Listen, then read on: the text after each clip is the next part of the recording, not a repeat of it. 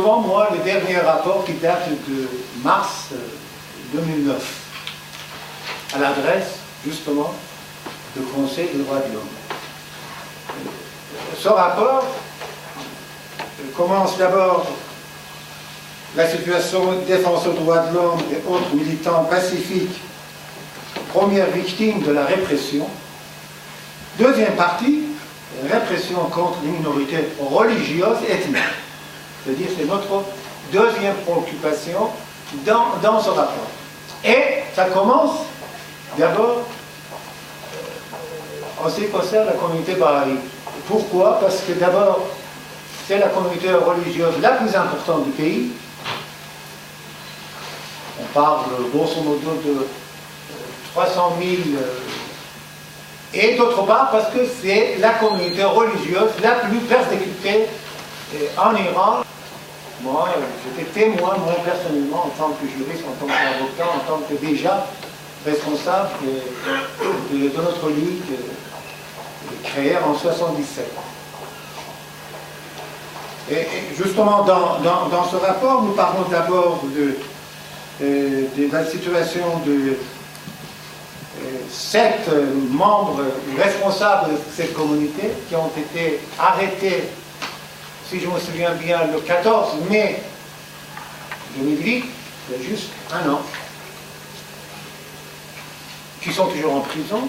Le système éducatif s'identifie à une version du chiisme et donc les autres minorités, quel que soit le type de minorité, sont systématiquement l'objet de cette exclusion et de la répression, bien sûr. Ensuite, par exemple, les Baha'i, à plusieurs reprises dans le manuel scolaire, sont considérés comme des espions, la 5e colonne de l'ennemi étranger, comme une religion fabriquée par des étrangers, surtout par les Anglais. Donc, c'est l'image qu'on donne des Baha'i dans les manuels scolaires. Vous vivez donc une sorte de violence permanente, symbolique, froide, directe, parce que vous ne devez pas défendre votre conviction. Et ça va jusqu'à l'université, c'est-à-dire à chaque année, on répète, parce qu'on vous demande à l'entrée systématiquement quelle est votre appartenance religieuse. Si vous parlez de votre identité, à tout moment, même si on vous autorise, à tout moment on peut vous écarter. C'est maintenant systématique depuis quelque temps, c'est-à-dire les étudiants qui dévoilent leur identité religieuse et sont écartés à partir de l'examen d'entrée, c'est-à-dire on vous écarte de toute façon, vous ne serez pas à l'université. Donc c'est une sorte de privation directe, légale entre guillemets, et le problème est qu'il n'y a aucun recours dans le pays. J'apporte quelques petits détails pour illustrer ce qu'il nous a dit, c'est-à-dire que les Bahaïs ont le droit de s'inscrire. Ils s'inscrivent. Le mois d'octobre, novembre, ça se passe à peu près bien. En général, en décembre, il y a des papiers qui arrivent pour que les gens redisent leur religion, redisent d'où ils sortent, quelles sont leurs convictions, dans quel cercle d'études ils vont aller, dans quel club ils vont aller. Et à ce moment-là, quand il y a la rubrique religion, les Bahaïs écrivent religion. Ou s'inscrivent à tel ou tel cours. On les convoque. Donc c'est des convocations, puis tout d'un coup il manque un papier dans n'importe quoi, manque dans le dossier. Ah, tu ne peux pas rester là parce qu'il manque tel papier. Si même leur amène le lendemain matin, après on rentre dans des tracasseries administratives d'une stupidité qui font vraiment honte à une nation. Et puis finalement les gens, au mois de mars, il n'y a plus aucun étudiant Baha'i à l'université parce que on ne va pas rentrer dans les détails, on a toujours trouvé quelque chose qui ne va pas pour exclure.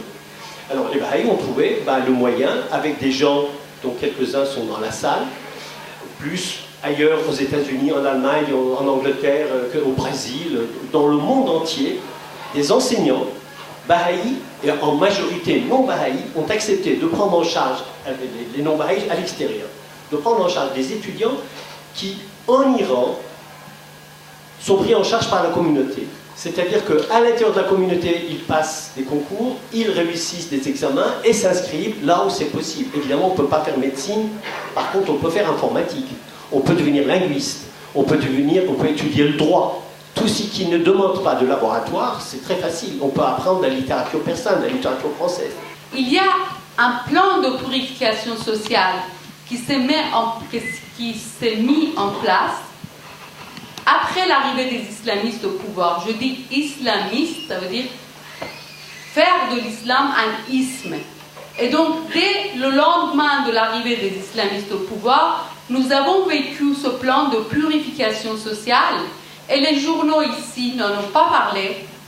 Donc, en fait, la persécution des Bahá'ís, ça symbolise l'absence totale d'une liberté de conscience sous un régime totalitaire.